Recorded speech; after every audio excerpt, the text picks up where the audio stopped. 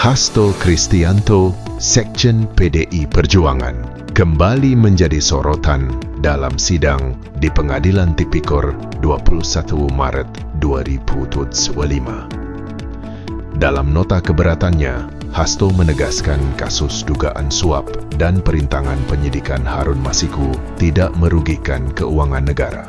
Ia menyebut dirinya korban kriminalisasi oleh KPK dan menuding ada motif politik di balik dakwaan ini. Apakah ini strategi hukum atau permainan politik? Simak analisis lengkapnya bersama Dr. Refli siang ini. Selamat siang, pemirsa setia Dr. Refli Channel.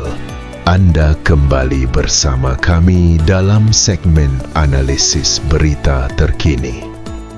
Siang ini kita akan membahas apakah kasus Hasto Kristianto murni strategi hukum atau permainan politik. Mari kita kupas bersama. Untuk memahami kasus ini, mari kita ke belakang sejenak. Hasto Kristianto, salah satu figur kunci PDI Perjuangan, resmi ditetapkan sebagai tersangka oleh Komisi Pemberantasan Korupsi pada Desember 2024. Ia diduga terlibat kasus suap terhadap mantan komisioner KPU, Wahyu Setiawan, dan terkait buronan Harun Masiku, yang hingga kini masih belum tertangkap. KPK menyebut ada bukti kuat yang mengarah keterlibatan Hasto.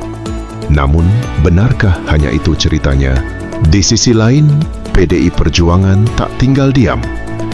Partai besutan Megawati Soekarno Putri ini menuding kasus Hasto sebagai politisasi hukum yang terencana dan menyebut penetapan tersangka ini sebagai serangan sistematis untuk melemahkan partai. Hasto sendiri tak segan menyebut dirinya sebagai tahanan politik, bahkan mengatakan ada kepentingan kekuasaan yang lebih besar di balik langkah KPK.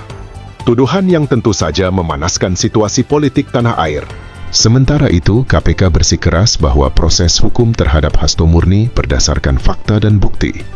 Dalam pernyataan resminya, lembaga anti korupsi ini menegaskan tidak ada motif politik di balik penetapan tersangka.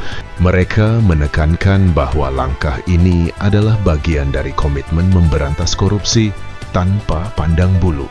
Namun, apakah publik percaya begitu saja? Pertanyaan ini masih menggantung.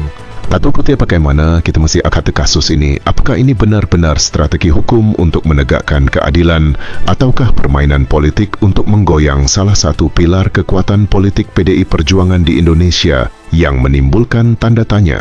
Di sisi lain, jejak kasus Harun Masiku yang sudah berlarut-larut juga memicu spekulasi bahwa Hasto hanya menjadi kambing hitam.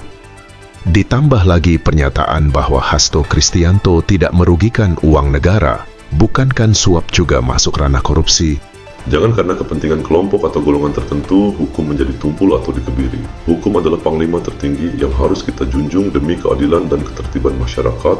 Mohon dukung kami dengan menekan tombol subscribe dan lonceng notifikasi agar tidak ketinggalan berita-berita terbaru dari Dr. Refli Channel.